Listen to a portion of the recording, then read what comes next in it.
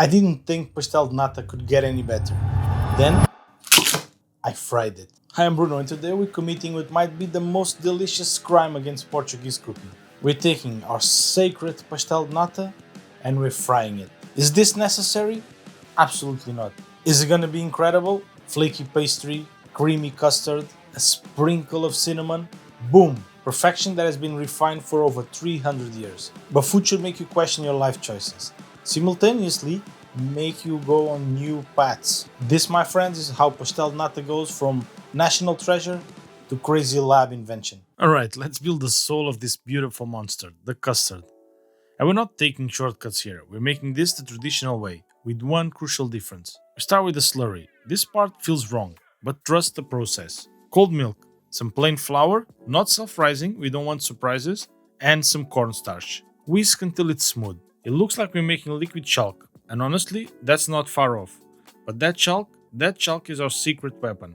Is what makes the custard thicken without turning it to scrambled eggs when things get hot. Now we add the rest of the milk into a pot, and none of that watery, skinny milk nonsense. Whole milk. This custard needs to be rich enough to survive freezing. Drop in a cinnamon stick, a strip of lemon peel. Just the yellow part, no white pit. Don't make it bitter. This is where the flavor starts. Heat it until it's steaming. No boiling, we're not making tea here. Just a gentle warm up. If you can't bathe in it, it's too hot. Remove the lemon and the cinnamon stick, then take it off the heat. Let it sit for 5 minutes. And pour that slowly into the infused milk. Stir gently, no aggressive whisking here. This will thicken into a base. Soft, creamy, already dangerous. But wait, there's more. In another pan, some sugar and water. Traditional pastel de nata custard gets its incredible gloss from a sugar syrup boiled to exactly 105 Celsius. That's right, we're basically making candy for our custard. Let it bubble for a couple of minutes until it hits 105. And yes, you need a thermometer for this. That's the soft thread stage. If you dip the spoon and pull it up, it'll form a thin sugar thread before breaking. This is pastry school level technique, people. Not that I know anything about it, I just saw the correct temperature on the internet. Pour the hot syrup into our milk mix and whisk it non-stop. And this will help the custard transform from good to extraordinary. Suddenly it's glossy, luxurious, dessert runway ready. The sugar doesn't just sweeten, it creates that signature nata texture. And add some butter to it to give it a really nice extra flavor and shine. Now, the yolks. 8. Count them. 8 large egg yolks. Yes, it's basically egg yolk soup. But that's exactly why pastel de nata is so incredibly rich. These need to be room temperature if possible. Cold yolks don't temper well. Temper them, meaning add a little hot mix into the yolks slowly, whisking constantly so you don't scramble them. This is the make or break moment. Too fast, scrambled eggs. So take your time in this moment. See how I'm adding just a little at a time? We're gradually raising the temperature of these yolks so they can handle the full heat without cooking. Custard will thicken around 70 to 80 Celsius. That's the sweet spot. Too low, it stays watery and won't set properly while we fry. Too high, you'll get very expensive sweet scrambled eggs, and nobody wants that. There's two ways you can do this. You can use the bain-marie method, or you can put the pot straight on the stove. Either way, keep heat low and keep stirring. Using the pot will probably give you some scrambled eggs on the side of it. Now let's strain this to remove any lumps and any piece of egg that might have scrambled during this process. And look at that, glossy, smooth, thick enough to coat a spoon, thin enough to pour. This is pure velvet, my friends. This custard alone is worth living for. I could eat this with a spoon and call it a dinner. I won't, I promise. Let it cool down until just warm. And here's where the madness really kicks in. Instead of baking this custard in traditional molds, we're gonna freeze it solid. Grab slim silicone molds. I'm using these ice cube trays that make long, thin rectangles. Perfect custard baton size. Pour in the custard carefully. No air bubbles. Those will cause problems when we fry. Fill them right to the top. We want substantial batons that won't disappear when we hit hot oil. Tap them gently to settle the custard and release any trapped air. Then, into the freezer they go. Overnight minimum. We need this rock solid. This is the longest part of the process and also the most important. Patience here means success later. Next morning, custard popsicles. Frozen custard bars that look like they belong in some fancy molecular gastronomy restaurant. Tell me this doesn't look like illegal contraband, like something you'd smuggle across borders. That's a crime, don't do it. And why freeze? Because I couldn't wrap it any other way. Simple reality. You can prep this days in advance. Make a batch on Sunday, fry them throughout the week. Instant party trick. Now for the crispy jacket, the golden armor that's going to protect our precious custard cardo. Phyllo pastry, thin, fragile, like edible tissue paper that shatters if you look at it wrong.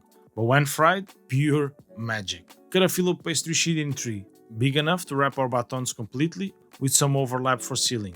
Brush the corners with melted butter, not oil, butter. Why? Because butter will equal flavor and joy. And we're already committing pastry crime, so we might as well make delicious crimes. Place one of the frozen custard bars near one edge. Not too close, we need some room to fold. One turn, and close the sides like you're wrapping a present. Then roll it up tight, like a dessert cigar. Custard a little golden baton of pure happiness. Seal the edge with more melted butter. We need this locked tight, no leaks allowed. One leak and our beautiful custard becomes expensive oil pollution. Normal pastel de nata will use laminated puff pastry, layered, buttery, flaky, sacred. Hundreds of years of tradition wrapped up in that pastry technique. Instead, I'm using the phyllo pastry, and I promise you, we won't miss the crunch. Look at these beauties, 12 perfect little packages, each one a gamble, each one a step into uncharted territory. Now for the moment of truth, the point of no return, the moment where we find out if this madness actually works. Heat up the oil to 160 to 170 Celsius. This temperature is crucial. Too cool and the phyllo won't crisp properly, too hot and it burns before the custard hits through. And you can fry any way you want. You can deep fry them or you can shallow fry them, as long as the oil reaches a little bit more than half of the rolls. And how do we know it's ready without a thermometer? Drop a small piece of phyllo in. If it bubbles immediately and rises to the surface, we're good. If it sinks and stays there, too cool. If it turns black instantly, way too hot. See how it's blistering and puffing? That's the phyllo turning into crispy armor. Each layer separating and crisping individually. Flip after 1 minute. Look at that golden color. Another minute on the other side and that's it. Couple of minutes total, just long enough to get this beautiful color. And don't forget, do it in batches, don't overcrowd the oil. They need space to bubble and crisp properly. Lift them out into a air rack, no paper towels. We want air circulating to keep that crisp texture. And right after fry, while they're still hot, grab a fine sieve, some icing sugar, and some cinnamon. We're creating a blizzard here. Rain down like you're blessing those golden beauties. And this is the bridge between old and new. Stack them up on a container, and they look almost too good to eat. I'm joking. Look at this beauty. Golden, crispy exterior. The anticipation is killing me. Wow. This is like breaking into a treasure chest. Absolutely gorgeous. Let's give it a try. Oh, the phyllo is like eating crystallized butter. The custard is, well, it's exactly like a pastel de nata. The cinnamon, the lemon, everything is amplified. The texture contrast is insane. Shattered, crispy outside, flowing cream inside. Wow, this is dangerous. This shouldn't exist, but now that it does, I need 20 more of them. Would you try this? Don't say no to me. This is absolutely perfection. But we're not here to replace pastel de nata. We're simply adding it another version. If you like this video, don't forget to like and subscribe. Thank you for watching and I'll see you on the next video. Bye!